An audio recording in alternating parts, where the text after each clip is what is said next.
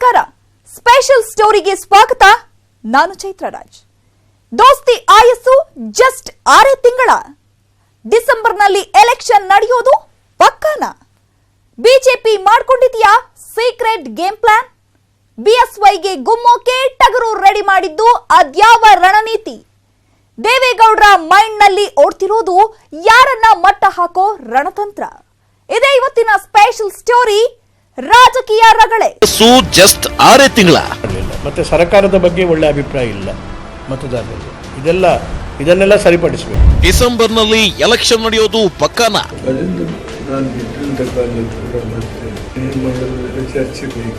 BJP ಮಾಡ್ಕೊಂಡಿದ್ಯಾ secret game plan?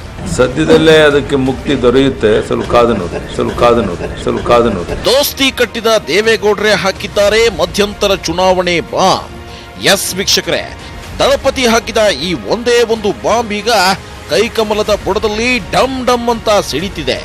BJP Congress ನಾಯಕರು ಮೈಕೊಡವಿ ಎದ್ದು ಫೀಲ್ಡ್ ಇಳಿಯುವಂತೆ ಮಾಡಿದೆ. ಕಮಲ ಸೀಕ್ರೆಟ್ ಗೇಮ್ ಪ್ಲಾನ್ ಮಾಡಿಕೊಂಡು ಸಜ್ಜಾಗ್ತಿದ್ರೆ, ಈ ಕಡೆ ಟಗರು ಹೊಸ ಸ್ಟೈಲ್ ಹಳೆ ಕದರ್ನಲ್ಲಿ ಮೀಟಿಂಗ್ ಮೇಲೆ ಮೀಟಿಂಗ್ ಮಾಡ್ತಿದ್ದಾರೆ. ರಾಜ್ಯ ಕಾಂಗ್ರೆಸ್ಗೆ ಈಗ ಸಿದ್ದುನೇ ಅಣ್ಣಾಬಾಂಡ್. ಡಿಕೆಶಿ ಬಾಯಿಗೆ ಪ್ಲಾಸ್ಟರ್ ಹಾಕ್ತಾ ಹೈಕಮಾಂಡ್. ಇತ್ತೀಚೆಗೆ ದಿಲ್ಲಿಗೆ ಹೋಗಿ ಬಂದ ಮೇಲೆ ಸಿದ್ದು ತೆರೆಮರೆಯಲ್ಲಿ ಸಖತ್ ಆಕ್ಟಿವ್ ಆಗಿದ್ದಾರೆ. ಹಳೆ ಹುಮ್ಮಸ್ಸು, ನಾನೇ ಕಾಂಗ್ರೆಸ್ನ ಅಣ್ಣಾಬಾಂಡ್ ಎಂಬ ಭಾವ ಟಗರು ಮುಖದಲ್ಲಿ ಎದ್ದು ಕಾಣ್ತಿದೆ. ಆಶ್ಚರ್ಯ ಅಂದ್ರೆ, ಇದುವರೆಗೂ ಸಿದ್ದುಗೆ ಟಾಂಗ್ ಕೊಡ್ತಿದ್ದ, ಎಚ್ಡಿಕೆ ಬೆನ್ನಿಗೆ ನಿಲ್ತಿದ್ದ ಡಿಕೆಶಿ ಪರಂ ಸದ್ದು ಸುದ್ದಿನೇ ಇಲ್ಲದಂತೆ ಸೈಲೆಂಟ್ ಆಗಿದ್ದಾರೆ. ಯಾಕೆ ಸರ್ ಮಾತನಾಡ್ತಿಲ್ಲ ಅಂತ ಕೇಳಿದ್ರೆ, ಹೈಕಮಾಂಡ್ ನಮ್ಮ ಬಾಯಿಗೆ ಪ್ಲಾಸ್ಟರ್ ಹಾಕ್ಬಿಟ್ಟಿದೆ ಅಂತಿದ್ದಾರೆ. ನನಗೆ ಕಾಂಗ್ರೆಸ್ ಪಾರ್ಟಿಯವರು ಬೀಗ ಹಾಕೊಂಡಿರ್ಬೇಕು ಬಾಯಿಗೆ ಅಂತ ಹೇಳೋರೆ. ಬೀಗ ಹಾಕೊಂಡಿದ್ದೀನಿ, ಪ್ಲಾಸ್ಟರ್ ಕೊಟ್ಟವ್ರೆ, ಪ್ಲಾಸ್ಟರ್ ಹಾಕೊಂಡಿದ್ದೀನಿ, ನೀನು ಒಂದು ಕೊಡು ಹಾಕೊಂಡಿದ್ದೀನಿ. ನನಗೆ ಕಾಂಗ್ರೆಸ್ ಪಾರ್ಟಿಯವರು ಬೀಗ ಹಾಕೊಂಡಿರ್ಬೇಕು ಬಾಯಿಗೆ ಅಂತ ಹೇಳೋರೆ. ಬೀಗ ಹಾಕೊಂಡಿದ್ದೀನಿ, ಪ್ಲಾಸ್ಟರ್ ಕೊಟ್ಟವ್ರೆ, ಪ್ಲಾಸ್ಟರ್ ಹಾಕೊಂಡಿದ್ದೀನಿ, ನೀನು ಒಂದು ಕೊಡು ಹಾಕೊಂಡಿದ್ದೀನಿ. ಏನ್ ಗೊತ್ತಿಲ್ಲ, ನಾನೇ ಇನ್ನ ಹುಡುಗನೇ. ಕೇಳಿಸ್ಕೊಂಡ್ರ ಕನಕ್ಪುರ ಕಿಂಗ್ ಮಾತುಗಳನ್ನ? ಅಷ್ಟಕ್ಕೂ ಈ ಟ್ರಬಲ್ ಶೂಟರ್ ಬಾಯಿಗೆ ಬೀಗ ಹಾಕಿದವರು ಯಾರು, ಯಾಕೆ ಅನ್ನೋ ಪ್ರಶ್ನೆಗೆ ಟಗರು ಬಗ್ಗೆ ಹೇಳ್ತಾ ಹೋದ್ರೆ ನಿಮಗೆ ಉತ್ತರ ಸಿಗುತ್ತೆ. ರಾಜ್ಯ ಕಾಂಗ್ರೆಸ್ನಲ್ಲಿ ಇದೀಗ ಮತ್ತೆ ಸಿದ್ದುಗೆ ಆನೆ ಬಲ ಬಂದಿದೆ. ಅಣ್ಣಾಬಾಂಡ್ ನಡೆದಿದ್ದೇ ದಾರಿ ಅಂತಾಗಿದೆ. ಗುರ್ರಂತಿದ್ದ ರೋಷನ್ ಬೇಗ್ ಟಗರು ಗುಮ್ಮಿದಾಗ್ಲೇ ಈ ಮಾತು ಸಾಬೀತು ಆಗಿದೆ ಕೂಡ. ಇಷ್ಟೆಲ್ಲ ಬದಲಾವಣೆಗಳು ಯಾವಾಗಿಂದ ಆಯ್ತು ಅಂತ ನೋಡ್ಬೇಕಾದ್ರೆ, ಸಿದ್ದು ಡೆಲ್ಲಿಗೆ ಕೊಟ್ಟ ಭೇಟಿ ಸೀಕ್ರೆಟ್ ಅನ್ನ ನಿಮ್ಮ ಮುಂದೆ ರಿವೀಲ್ ಮಾಡಬೇಕು. ಡೆಲ್ಲಿಗೆ ಹೋಗಿ ಬಂದ ಸಿದ್ದು ಅಲುಗಾಡಿಸ್ತಿದ್ದಾರ ಮೈತ್ರಿ ಬುಡ? ಶಿಷ್ಯನ ರಣತಂತ್ರ ತಿಳಿದೇ ದೇವೇಗೌಡರು ಹಾಕಿದ್ರ? ಹೌದು, ಲೋಕಸಭಾ ಚುನಾವಣೆಯಲ್ಲಿ ಹೀನಾಯ ಸೋಲಿನ ಬಳಿಕ ಡೆಲ್ಲಿಗೆ 3 ದಿನಗಳ ಭೇಟಿ ಕೊಟ್ಟಿದ್ರು ಸಿದ್ದು. ಡೆಲ್ಲಿಯಲ್ಲಿ ರಾಹುಲ್ ಸೇರಿದಂತೆ ಪಕ್ಷದ ಮುಖಂಡರನ್ನ ಭೇಟಿಯಾಗಿ ಸುದೀರ್ಘ ಸಮಾಲೋಚನೆ ನಡೆಸಿದ್ರು. ಕರ್ನಾಟಕದಲ್ಲಿ ಹೀನಾಯ ಸೋಲಿಗೆ ಜೆಡಿಎಸ್ ಜೊತೆ ಕೈ ಜೋಡಿಸಿದ್ದೇ ಕಾರಣ. ದೋಸ್ತಿಯಿಂದ ಕಾಂಗ್ರೆಸ್ಗೆ ಲಾಭವಿಲ್ಲ, ಜೆಡಿಎಸ್ಗೆ ಮಾತ್ರ ಲಾಭ ಅನ್ನೋದನ್ನ ಹೈಕಮಾಂಡ್ಗೆ ಮನದಟ್ಟು ಮಾಡಿದ್ರು. ಹೀಗೆ ಸಿದ್ದು ಡೆಲ್ಲಿಗೆ ಹೋಗಿ ಹೈಕಮಾಂಡ್ಗೆ ಮನವರಿಕೆ ಮಾಡಿದ್ಮೇಲೆ ಡಿಕೆಶಿ ಬಾಯಿಗೆ ಪ್ಲಾಸ್ಟರ್ ಬಂತು. ಆ ಕಡೆ ಗೌಡ್ರು ಮಧ್ಯಂತರ ಚುನಾವಣೆ ಬಾಂಬ್ ಹಾಕಿ. ನನಗೆ ಕಾಂಗ್ರೆಸ್ ಪಾರ್ಟಿಯವರು ಬೀಗ ಹಾಕೊಂಡಿರ್ಬೇಕು ಬಾಯಿಗೆ ಅಂತ ಹೇಳೋರೆ. ಬೀಗ ಹಾಕೊಂಡಿದ್ದೀನಿ, ಪ್ಲಾಸ್ಟರ್ ಕೊಟ್ಟವ್ರೆ, ಪ್ಲಾಸ್ಟರ್ ಹಾಕೊಂಡಿದ್ದೀನಿ, ನೀನು ಒಂದು ಕೊಡು ಹಾಕೊಂಡಿದ್ದೀನಿ. ನನಗೆ ಕಾಂಗ್ರೆಸ್ ಪಾರ್ಟಿಯವರು ಬೀಗ ಹಾಕೊಂಡಿರ್ಬೇಕು ಬಾಯಿಗೆ ಅಂತ ಹೇಳೋರೆ. ಬೀಗ ಹಾಕೊಂಡಿದ್ದೀನಿ, ಪ್ಲಾಸ್ಟರ್ ಕೊಟ್ಟವ್ರೆ, ಪ್ಲಾಸ್ಟರ್ ಹಾಕೊಂಡಿದ್ದೀನಿ, ನೀನು ಒಂದು ಕೊಡು ಹಾಕೊಂಡಿದ್ದೀನಿ. ಏನ್ ಗೊತ್ತಿಲ್ಲ, ನಾನೇ ಇನ್ನ ಹುಡುಗನೇ. ಮುಖಂಡರುಗಳಿಗೆ ನಮ್ಮ ಜೊತೆ ಮುಂದುವರೆ ನಮ್ಮ ಪಕ್ಷ ಮುಳುಗೇ ಹೋಗ್ಬಿಡುತ್ತೆ ಅಂತ ಹೇಳಿ ತುಂಬ ಸಂಕಟದಲ್ಲಿದೆ. ನಮ್ಮ ರಾಜ್ಯದಲ್ಲಿ ಈ ಪಕ್ಷ ಎತ್ಕೊಂಡ್ರ ಮೇಲೆ ಅವ್ರು ತುಂಬ ಕಷ್ಟ ಇದ್ದಾರೆ. ಅಯ್ಯೋ ಹೋಗ್ಬಿಡುತ್ತೆ, ಎಷ್ಟು ಜಾಗ್ರತೆ ಈ ಮೈತ್ರಿ ತೆಗಿಬೇಕು, ಅಷ್ಟು ಜಾಗ್ರತೆ ಮಾಡೋದು ತುಂಬ ಒಳ್ಳೆಯದು ಅಂತ ಹೇಳ್ತಾರೆ.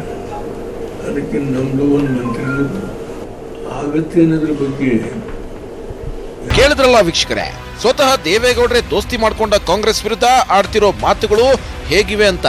ಹೀಗೆ ಗೌಡ್ರು ಹಾಕಿದ ಒಂದು ಮಧ್ಯಂತರ ಚುನಾವಣೆ ಬಾಂಬ್ ಇದೆಯಲ್ಲ, ಇದು ಸದ್ಯಕ್ಕೆ ರಾಜ್ಯ ರಾಜಕೀಯದಲ್ಲಿ 3 ಪಕ್ಷದ ನಾಯಕರನ್ನ ಮತ್ತೆ ಫೀನಿಕ್ಸ್ ನಂತೆ ಎದ್ದು ಚುನಾವಣೆಗೆ ಸಜ್ಜಾಗುವಂತೆ ಮಾಡ್ತಿದೆ. ದೋಸ್ತಿ ಸರ್ಕಾರಕ್ಕೆ 3 ತಿಂಗಳ ಆಯುಷ್ಯವನ್ನ ಗೌಡ್ರೆ ಫಿಕ್ಸ್ ಮಾಡಿದ ಬಳಿಕ ಮತ್ತೆ ರಣನೀತಿ ರಣತಂತ್ರಗಳು ಜೋರಾಗ್ತಿವೆ. ಸರ್ಕಾರ ಬೀಳೋಕೆ ಮುಂಚೆನೆ ಅಖಾಡ ರೆಡಿ ಮಾಡೋಕೆ ಸಿದ್ದು ಮತ್ತೆ ಪಂಚೆ ಎತ್ತಿ ಕಟ್ಟಿ ಅಖಾಡಕ್ಕೆ ಇಳಿದಿದ್ದಾರೆ. ಅಲರ್ಟ್ ಆದ ಟಗರು ಮೀಟಿಂಗ್ ಮೇಲೆ ಮೀಟಿಂಗ್ ಮಾಡ್ತಿದ್ದಾರೆ. ತಳಮಟ್ಟದಲ್ಲಿ ಪಕ್ಷ ಕಟ್ಟೋಕೆ ಡ್ಯಾಮೇಜ್ ಕಂಟ್ರೋಲ್ ಮಾಡೋಕೆ ಆರಂಭಿಸಿ ಡಿಸೆಂಬರ್ ಡೆಡ್ ಲೈನ್ಗೆ ರೆಡಿ ಆಗಿದೆ ಕಮಲ. ಸೈಲೆಂಟ್ ಆಗಿ ಮಾಡ್ಕೊಂಡಿದೆ ಬಿಜೆಪಿ ಗೇಮ್ ಪ್ಲಾನ್. ಇನ್ನು ಈ ಕಡೆ ಬಿಜೆಪಿ ಸೈಲೆಂಟ್ ಆಗಿ ಸೀಕ್ರೆಟ್ ಗೇಮ್ ಪ್ಲಾನ್ ರೆಡಿ ಮಾಡ್ಕೊಂಡಿದೆ. ಸಿಎಂ ಆಗೋ ಕನ್ಸ್ ಕಾಣ್ತಿದ್ದ ಬಿಎಸ್ವೈ ಈ ಹಿಂದೆ ಪದೇ ಪದೇ ಆಪರೇಷನ್ ಕಮಲಕ್ಕೆ ಟ್ರೈ ಮಾಡಿ ಕೈ ಸುಟ್ಕೊಂಡಿದ್ರು. ಆದ್ರೀಗ ಆಪರೇಷನ್ ಕಮಲದಿಂದ ದೂರವೇ ಉಳಿದಿದ್ದಾರೆ. ಆದ್ರೂ ಡಿಸೆಂಬರ್ ಎಂಡ್ ಆಗ್ತಿದ್ದಂತೆ ಮತ್ತೆ ಸಿಎಂ ಆಗೇ ಬಿಡ್ತೀನಿ ಅನ್ನೋ ಹುಮ್ಮಸ್ಸು ಬಿಎಸ್ವೈ ಮುಖದಲ್ಲಿ ಕಾಣ್ತಿದೆ. ಆ ಒಂದು ಕಾನ್ಫಿಡೆಂಟ್ಗೆ ಕಾರಣವಾಗಿದ್ದು ಕಮಲ ಮಾಡಿಕೊಂಡ ಸೀಕ್ರೆಟ್ ಗೇಮ್ ಪ್ಲಾನ್. ಸದ್ಯದಲ್ಲೇ ಅದಕ್ಕೆ ಮುಕ್ತಿ ದೊರೆಯುತ್ತೆ, ಸ್ವಲ್ಪ ಕಾದು ನೋಡಿ, ಸ್ವಲ್ಪ ಕಾದು ನೋಡಿ, ಸ್ವಲ್ಪ ಕಾದು ನೋಡಿ. ಕಾದು ನೋಡಿ ಅಂತಿರೋ ಬಿಎಸ್ವೈ ಹುಸಿನಗೆಯ ಉತ್ತರದಲ್ಲೇ ಕಮಲದ ಮಾಸ್ಟರ್ ಪ್ಲಾನ್ ಸೀಕ್ರೆಟ್ ಅಡಗಿದೆ. ಬಿಜೆಪಿಯ ಸೀಕ್ರೆಟ್ ಗೇಮ್ ಪ್ಲಾನ್ ಏನು? ಡಿಸೆಂಬರ್ಗೆ ದೋಸ್ತಿ ಸರ್ಕಾರ ಬೀಳೋದು ಪಕ್ಕನ? ಬಿಎಸ್ವೈಗೆ ಚಲ್ಲೆ ಹಣ್ಣು ತಿನ್ಸೋಕೆ ರೆಡಿ ಆಗಿದ್ಯಾ ಟಗರು ಮಾಸ್ಟರ್ ಪ್ಲಾನ್? ಈ ಎಲ್ಲ ಎಕ್ಸ್ಕ್ಲೂಸಿವ್ ಮಾಹಿತಿಯನ್ನ ನಿಮ್ಮ ಮುಂದೆ ಇಡೋಕ್ಕೂ ಮುನ್ನ ಸದ್ಯದ ಪರಿಸ್ಥಿತಿ ಹೇಗಿದೆ ಅನ್ನೋದ್ರ ಪಿನ್ ಟು ಪಿನ್ ಡೀಟೇಲ್ಸ್ ಅನ್ನ ನಿಮ್ಮ ಮುಂದಿಡ್ತಾ ಇದ್ದೀವಿ ನೋಡಿ. ದೇವೇಗೌಡರ ಬೌನ್ಸರ್ಗೆ ಸಿದ್ದು ಗೂಗ್ಲಿ. ಡಿಸೆಂಬರ್ಗೆ ರೆಡಿ ಆಗಿದೆ ಸಿದ್ಧಾಸ್ತ್ರ. ದೇವೇಗೌಡರು ಎಸೆದ ಡಿಸೆಂಬರ್ ಡೆಡ್ ಲೈನ್ ಬೌನ್ಸರ್ಗೆ ಪ್ರತಿಯಾಗಿ ಸದ್ದಿಲ್ಲದೆ ಗೂಗ್ಲಿ ಅಸ್ತ್ರ ಪ್ರಯೋಗಿಸೋಕೆ ಕಾಂಗ್ರೆಸ್ ಆರಂಭಿಸಿದೆ. ಹೌದು, ಬಿಜೆಪಿಯನ್ನ ದೂರ ಇಡೋಕೆ ತರಾತುರಿಯಲ್ಲಿ ಜೆಡಿಎಸ್ ಜೊತೆ ಕೈ ಜೋಡಿಸಿದ್ದ ಕಾಂಗ್ರೆಸ್ಗೀಗ ತನ್ನ ತಪ್ಪಿನ ಅರಿವಾಗಿದೆ. ಅಷ್ಟೇ ಅಲ್ಲ, ಲೋಕಸಭಾ ಚುನಾವಣೆಯಲ್ಲಿ ಎದುರಾದ ಹೀನಾಯ ಸೋಲು ಮುಟ್ಟಿ ನೋಡಿಕೊಳ್ಳುವಂತೆ ಮಾಡಿದೆ. ಹೀಗಾಗಿ ಈ ಸರ್ಕಾರ ಇದ್ದರೆಷ್ಟು ಹೋದರೆಷ್ಟು ಅನ್ನೋ ಮನೋಭಾವ ಕಾಂಗ್ರೆಸ್ಗೆ ಬಂದಿದೆ. ಇದುವರೆಗೂ ಅಟ್ಲೀಸ್ಟ್ ಈ ಸರ್ಕಾರ 1 ವರ್ಷ ಇರಬಹುದೆಂಬ ಲೆಕ್ಕಾಚಾರ ಇತ್ತಾದ್ರೂ ಈಗಿನ ಕಾಂಗ್ರೆಸ್ ಪರಿಸ್ಥಿತಿ ನೋಡಿದ್ರೆ ಡಿಸೆಂಬರ್ ದಾಟೋದು ಅನುಮಾನ ಎಂಬಂತಿದೆ. ಯಾಕೆಂದ್ರೆ ಸೈಲೆಂಟ್ ಆಗಿದ್ದ ಕೈ ನಾಯಕರೇ ಈಗ ದೋಸ್ತಿ ಸರ್ಕಾರದ ವಿರುದ್ಧ ಸಿಡಿದೇಳೋಕೆ ಆರಂಭಿಸಿದ್ದಾರೆ. ಅಲ್ಲ, ಮೇಲ್ನೋಟಕ್ಕೆ ಏನಾಗಿದೆ, JDS ನಮಗೆ ಸಪೋರ್ಟ್ ಸಿಗಲಿಲ್ಲ, ಮತ್ತು ಸರ್ಕಾರದ ಬಗ್ಗೆ ಒಳ್ಳೆ ಅಭಿಪ್ರಾಯ ಇಲ್ಲ ಮತದಾರರಲ್ಲಿ. ಇದನ್ನೆಲ್ಲ ಸರಿಪಡಿಸಬೇಕು ತಕ್ಷಣ. ಮುಖ್ಯವಾಗಿ ಸಂಘಟನೆ ಮುಖ್ಯ ನಮ್ಮ ಪಕ್ಷದ್ದು. ಅಧಿಕಾರ ಕೇಂದ್ರೀಕೃತ ಪಕ್ಷ ಆಗಬಾರ್ದು ನಮ್ಮದು, ಅಥವಾ ಬರೀ ಮಂತ್ರಿಮಂಡಲದ ಕೇಂದ್ರೀಕೃತ ಪಕ್ಷ ಆಗಬಾರ್ದು. ಕಾರ್ಯಕರ್ತರು ಕೆಲಸ ಮಾಡಿದೆವು, ಲೀಡರ್ಸ್ ಕೆಲಸ ಮಾಡಿದೆವು. ಆದರೂ ಕೂಡ ಹಿಂದೆಂದೂ ಆಗದಂಥ ಸೋಲನ್ನು ಎರಡೂ ಪಕ್ಷಗಳು ಅನುಭವಿಸಿದೆ. ಇದಕ್ಕೆ ನಾವು ಆತ್ಮಾವಲೋಕನ ಮಾಡ್ಕೊಬೇಕು. ಸರ್ಕಾರ ನಡೀಲಿ, ಆದರೆ ಮುಂದೆ ಚುನಾವಣೆಗಳಲ್ಲಿ ಅವ್ರ ಪಾಡ್ಗೆ ಅವ್ರಿಗೆ ಕಂಟೆಸ್ಟ್ ಮಾಡಬೇಕು, ನಮ್ಮ ಪಾಡ್ಗೆ ನಾವು. ಅವ್ರು ಗೆಲ್ತಾರೆ, ಅದನ್ನು ನಾವು ಗೆಲ್ತೀವಿ. ಪಕ್ಷದನ್ನು ಈ ರೀತಿ ಮಾತಾಡೋದು ಸರಿಯಿಲ್ಲ. ಆದರೆ ಅಂಥ ಒಬ್ಬ ನಾಯಕರನ್ನು ನಾವು ಕಳ್ಕೊಳಕ್ಕೆ ತಯಾರಿಲ್ಲ. ಎಸ್, ಇದು ರಾಜ್ಯ ಕಾಂಗ್ರೆಸ್ನ ಅಸಮಾಧಾನ. ಆದ್ರೆ ಇನ್ನೊಂದು ಕಡೆ ಇದೇ ಕಾಂಗ್ರೆಸ್ನ ನಾಯಕರು ಸರ್ಕಾರ 5 ವರ್ಷ ಪೂರೈಸುತ್ತೆ ಅಂತಾನು ಹೇಳ್ತಾರೆ. ಹೀಗೆ ಎರಡೂ ಅಭಿಪ್ರಾಯ ಕೊಡ್ತಿರೋ ಕಾಂಗ್ರೆಸ್ ಗೌಡ್ರ ಮಧ್ಯಂತರ ಚುನಾವಣೆ ಬೌನ್ಸರ್ಗೆ ಗೂಗ್ಲಿ ಕೊಡ್ತಿದೆ. ಗೊತ್ತವ್ರ ಕಷ್ಟ ಗಿಷ್ಟ ಯಾವ MLA ಚುನಾವಣೆ ಬೇಕಾಗಿದೆ ಹೇಳ್ರಿ. ಕಾಂಗ್ರೆಸ್ನವ್ರಿಗೂ ಬೇಕಾಗಿಲ್ಲ, JDSನವ್ರಿಗೂ ಬೇಕಾಗಿಲ್ಲ, ಬಿಜೆಪಿಯವ್ರಿಗೂ ಬೇಕಾಗಿಲ್ಲ. ಸೊ ವೀರಪ್ಪ ಮೊಯ್ಲಿ ಸಾಹೇಬ್ರಿಗೆ ನಮ್ ಕಷ್ಟ ಅವ್ರಿಗೇನ್ ಗೊತ್ತು? ಅಲ್ಲ, ಮೈತ್ರಿಲಿಂದ ನಮಗೆ ಅನ್ಯಾಯ ಆಗಿದೆ ಅಂತ ಹೇಳ್ತಾರೆ ವೀರಪ್ಪ ಮೊಯ್ಲಿ. ನೋಡಿ, ಅದನ್ನು ಹೇಳಿಕೆ ಆಗೋದಿಲ್ಲ. ಯಾಕಂದ್ರೆ ನೋಡಿ, ಬರೀ ಚುನಾವಣೆಯಲ್ಲಿ ನಾವು ಬರೇ ಕರ್ನಾಟಕದಲ್ಲಿ ಸೋತಿದ್ರೆ ಮೈತ್ರಿ ಮಾಡ್ಕೊಂಡಿದ್ದಕ್ಕೆ ನಾವು ಸೋತಿದ್ವಿ ಅಂತ ಹೇಳ್ತಿದೀವಿ. 4 ವರ್ಷ ಸಮ್ಮಿಶ್ರ ಸರ್ಕಾರ ಯಾವುದೇ ಸಮಸ್ಯೆ ಇಲ್ಲಾರ್ದೆ ಮುಂದುವರಿತದೆ. ಕಾಂಗ್ರೆಸ್ ಒಂದ್ ಕಡೆ ಚಿವುಟಿ, ಮತ್ತೊಂದ್ ಕಡೆ ತೊಟ್ಲು ತೂಗೋ ನಾಟಕ ಯಾಕೆ ಮಾಡ್ತಿದೆ ಅನ್ನೋದು ದೇವೇಗೌಡರಿಗೆ ಗೊತ್ತಿಲ್ಲದೇ ಇಲ್ಲ. ಈ ನಾಟಕದ ಹಿಂದಿನ Congress mind game, master plan ಏನು ಅನ್ನೋದು ದೇವೇಗೌಡರಿಗೆ ಗೊತ್ತಾಗಿಯೇ ಮಧ್ಯಂತರ ಚುನಾವಣೆ ಗುಮ್ಮ ಬಿಟ್ಟಿದ್ದಾರೆ ಅಂತ ಹೇಳಲಾಗ್ತಿದೆ. ಯಾಕಂದ್ರೆ ಅಸಲಿಗೆ ಇಷ್ಟೆಲ್ಲ ನಾಟಕ ಮಾಡ್ತಿರೋ ಕಾಂಗ್ರೆಸ್ಗೆ ಮಧ್ಯಂತರ ಚುನಾವಣೆ ಬೇಕಾಗಿಲ್ಲ. ಆದ್ರೆ ದೋಸ್ತಿಯಿಂದ ಹೊರಬರಬೇಕು, ಪ್ರತಿಪಕ್ಷ ಸ್ಥಾನದಲ್ಲಿ ಕೂರ್ಬೇಕು ಅನ್ನೋ ಲೆಕ್ಕಾಚಾರದಲ್ಲಿದೆ ಕೈಪಾಳ್ಯ. ಹೀಗಾಗಿ ಕಾಂಗ್ರೆಸ್ನಲ್ಲೇ ಈಗ 2 ರೀತಿಯ ಅಭಿಪ್ರಾಯ ಇದೆ. ಮೋದಿಯಲ್ಲೇ ತಗ್ಗುವ ತನಕ ಸರ್ಕಾರ ಮುಂದುವರಿಸಿಕೊಂಡು ಹೋಗಿ ಆಮೇಲೆ ಮಧ್ಯಂತರ ಚುನಾವಣೆ ಎದುರಿಸೋದು ಒಂದು ಗುಂಪಿನ ಲೆಕ್ಕಾಚಾರವಾದ್ರೆ, ಇನ್ನೊಂದು ಗುಂಪು ಬಿಜೆಪಿ ಅಧಿಕಾರಕ್ಕೆ ಏರಿದ್ರು ಸರಿ ಪ್ರತಿಪಕ್ಷ ಸ್ಥಾನದಲ್ಲೇ ಕೂತು ಪಕ್ಷ ಸಂಘಟಿಸಬೇಕು ಅಂತ ಪ್ಲಾನ್ ಮಾಡ್ಕೊಂಡಿದೆ. ಸದ್ಯಕ್ಕೆ ಕಾಂಗ್ರೆಸ್ ತೆರೆಮರೆಯಲ್ಲಿ ಮಾಡ್ತಿರೋದಾದ್ರೂ ಏನು ಅದನ್ನ ಹೇಳ್ತೀವಿ ಕೇಳಿ. ಡೆಲ್ಲಿಗೆ ಹೋದ ಸಿದ್ದು ಪಕ್ಷ ಕಟ್ಟಬೇಕಾದ್ರೆ ದೋಸ್ತಿ ಸರ್ಕಾರದಿಂದ ಹೊರಬರಲೇಬೇಕು ಅನ್ನೋದನ್ನ ಹೈಕಮಾಂಡ್ಗೆ ಮನದಟ್ಟು ಮಾಡಿದ್ದಾರೆ. ಹೀಗಾಗಿ ಸಿದ್ದು ಮಾತಿಗೆ ತಲೆ ಆಡಿಸಿದ ರಾಹುಲ್ ದೂರು ಕೊಡೋಕೆ ಹೋದ ದೇವೇಗೌಡರಿಗೆ ಸಿದ್ದು ಜೊತೆ ಅನುಸರಿಸಿಕೊಂಡು ಹೋಗಿ ನಾನೇನು ಮಾಡೋಕ್ಕಾಗಲ್ಲ ಅಂತ ಕೈ ಚೆಲ್ಲಿದ್ದಾರೆ ಎಂಬ ಮಾತುಗಳು ರಾಜಕೀಯ ವಲಯದಲ್ಲಿ ಹರಿದಾಡ್ತಿದೆ. ಹಾಗಾಗಿ ಗೌಡ್ರು ಫುಲ್ ಗರಂ ಆಗಿ ಈಗ ಚುನಾವಣೆ ತಯಾರಿಯಲ್ಲಿ ತೊಡಗಿಕೊಂಡಿದ್ದಾರೆ. ಈ ತಯಾರಿ ಹೇಗಿದೆ ಅನ್ನೋದನ್ನ ಹೇಳೋಕೆ ಮೊದಲು ದೋಸ್ತಿ ಸರ್ಕಾರವನ್ನ ಉರುಳಿಸೋ ಕಾಂಗ್ರೆಸ್ ಕಾರ್ಯತಂತ್ರದ ಬಗ್ಗೆ ನಿಮಗೆ ಹೇಳಲೇಬೇಕು. ಬಿಜೆಪಿ ದೋಸ್ತಿ ಸರ್ಕಾರ ಉರುಳಿಸೋಕೆ ಪ್ರಯತ್ನಿಸುತ್ತಿತ್ತು. ಆದ್ರೆ ಕಾಂಗ್ರೆಸ್ ಪದೇ ಪದೇ ಬಿಎಸ್ವೈ ಪ್ರಯತ್ನ ಕೈಕೊಡುವಂತೆ ಮಾಡುವಲ್ಲಿ ಯಶಸ್ವಿ ಆಗ್ತಿತ್ತು. ಆದ್ರೆ ಇನ್ನು ಮುಂದೆ ಕಾಂಗ್ರೆಸ್ ಆಪರೇಷನ್ ಕಮಲ ತಡೆಯೋ ಪ್ರಯತ್ನ ಬಿಟ್ಟು ಡಿಸೆಂಬರ್ ಅಥವಾ ಮುಂದಿನ ವರ್ಷ ಮಾರ್ಚ್ ಒಳಗೆ ಬಿಜೆಪಿ ಸರ್ಕಾರ ರಚನೆ ಆಗುವಂತಹ ಪರಿಸ್ಥಿತಿ ನಿರ್ಮಾಣ ಆಗುವಂತೆ ನೋಡಿಕೊಳ್ಳಲಿದೆ ಅಂತ ಹೇಳಲಾಗ್ತಿದೆ. ಬಿಜೆಪಿ ಸರ್ಕಾರ ರಚನೆ ಆದ್ರೆ ಪ್ರತಿಪಕ್ಷ ಸ್ಥಾನದಲ್ಲಿ ಕೂರೋ ನಿರ್ಧಾರ ಕಾಂಗ್ರೆಸ್ನದ್ದಾಗಿದೆ. ಈ ಪ್ಲಾನ್ ನಿಂದಾಗೆ ಈಗ ಸಿದ್ದು ಫುಲ್ ಆಕ್ಟಿವ್ ಆಗಿರೋದು ಹಾಗೂ HDKಗೆ ಬೆನ್ನೆಲುಬಾಗಿದ್ದ ಪರಂ DKಶಿ ಬಾಯಿಗೆ ಪ್ಲಾಸ್ಟರ್ ಹಾಕೊಂಡಿರೋದು ಅಂತ ಹೇಳಲಾಗ್ತಿದೆ. ಕಾಂಗ್ರೆಸ್ ಪಾರ್ಟಿಯವರು ಬೀಗ ಹಾಕೊಂಡಿರ್ಬೇಕು ಬಾಯಿಗೆ ಅಂತ ಹೇಳೋರೆ, ಬೀಗ ಹಾಕೊಂಡಿದ್ದೀನಿ, ಪ್ಲಾಸ್ಟರ್ ಕೊಟ್ಟವ್ರೆ, ಪ್ಲಾಸ್ಟರ್ ಹಾಕೊಂಡಿದ್ದೀನಿ, ನೀನು ಒಂದು ಕೊಡು ಹಾಕೊಂಡಿದ್ದೀನಿ. ಕಾಂಗ್ರೆಸ್ ಪಾರ್ಟಿಯವರು ಬೀಗ ಹಾಕೊಂಡಿರ್ಬೇಕು ಬಾಯಿಗೆ ಅಂತ ಹೇಳೋರೆ, ಬೀಗ ಹಾಕೊಂಡಿದ್ದೀನಿ, ಪ್ಲಾಸ್ಟರ್ ಕೊಟ್ಟವ್ರೆ, ಪ್ಲಾಸ್ಟರ್ ಹಾಕೊಂಡಿದ್ದೀನಿ, ನೀನು ಒಂದು ಕೊಡು ಹಾಕೊಂಡಿದ್ದೀನಿ. ಏನ್ ಗೊತ್ತಿಲ್ಲ, ನಾನೇ ಇನ್ನ ಹುಡುಗನೇ. ಡಿಸೆಂಬರ್ಗಾಗಿ ಕಾಯ್ತಿದೆ ಕಮಲ ಪಾಳ್ಯ. ಹೈಕಮಾಂಡ್ ಕೊಟ್ಟಿರೋದು ಅದ್ಯಾವ ಭರವಸೆ? ಇನ್ನೊಂದು ಕಡೆ ಕಮಲ ಸೀಕ್ರೆಟ್ ಗೇಮ್ ಪ್ಲಾನ್ ಮಾಡ್ಕೊಂಡಿದೆ. ಆ ಪ್ಲಾನ್ ಮತ್ತೇನೂ ಅಲ್ಲ, ಮಧ್ಯಂತರ ಚುನಾವಣೆಗೆ ಸರ್ವಸನ್ನದ್ಧವಾಗೋದು. ಹೌದು, ಮತ್ತೆ ಆಪರೇಷನ್ ಕಮಲಕ್ಕೆ ಇಳಿಯೋ ನಿರ್ಧಾರವನ್ನ ಬಿಜೆಪಿ ಕೈಬಿಟ್ಟಿದೆ. ಅದಕ್ಕೆ ಕಾರಣ ಹೈಕಮಾಂಡ್. ಪಕ್ಷಕ್ಕೆ ಡ್ಯಾಮೇಜ್ ಆಗುತ್ತೆ ಅಂತ ಬಿಜೆಪಿ ಹೈಕಮಾಂಡ್ ಆಪರೇಷನ್ ಕಮಲಕ್ಕೆ ಇಳಿಯದಂತೆ ಕಟ್ಟುನಿಟ್ಟಿನ ಸೂಚನೆ ನೀಡಿದೆ. ಹಾಗಾಗಿ ಸರ್ಕಾರ ಅದಾಗಿಯೇ ಬೀಳಲಿ, ಮಧ್ಯಂತರ ಚುನಾವಣೆ ಬರಲಿ ಅಂತ ಬಿಜೆಪಿ ಜಾತಕ ಪಕ್ಷಿಯಂತೆ ಕಾಯ್ತಿದೆ. ಮಧ್ಯಂತರ ಚುನಾವಣೆ ಬಂದ್ರೆ ಮೋದಿ ಅಲೆಯನ್ನೇ ಇಟ್ಕೊಂಡು ಚುನಾವಣೆ ಎದುರಿಸಿ 150 ಕ್ಷೇತ್ರಗಳನ್ನ ಗೆದ್ಕೊಂಡು ಬರಬಹುದು ಅನ್ನೋ ವಿಶ್ವಾಸವೂ ಕಮಲಕ್ಕಿದೆ. 150 ಕ್ಷೇತ್ರ ಗೆಲ್ಲೋದ್ರತ್ತ ಕಮಲ ಚಿತ್ತ. ಬಿಜೆಪಿ ಹೈಕಮಾಂಡ್ಗೆ ಕೊಟ್ಟಿದ್ದೇಗೆ ಈ ಲೆಕ್ಕ? ಹಾಗಾದ್ರೆ ಈ 150 ಕ್ಷೇತ್ರ ಗೆಲ್ಲೋ ಲೆಕ್ಕಾಚಾರ ಸಿದ್ಧವಾಗಿದ್ದು ಹೇಗೆ? ಹೀಗೊಂದು ನಿಖರ ಲೆಕ್ಕವನ್ನ ಬಿಜೆಪಿ ಹೈಕಮಾಂಡ್ ಮಾಡೋಕೆ ಕಾರಣ ಮೊನ್ನೆ ನಡೆದ ಲೋಕಸಭಾ ಚುನಾವಣೆ.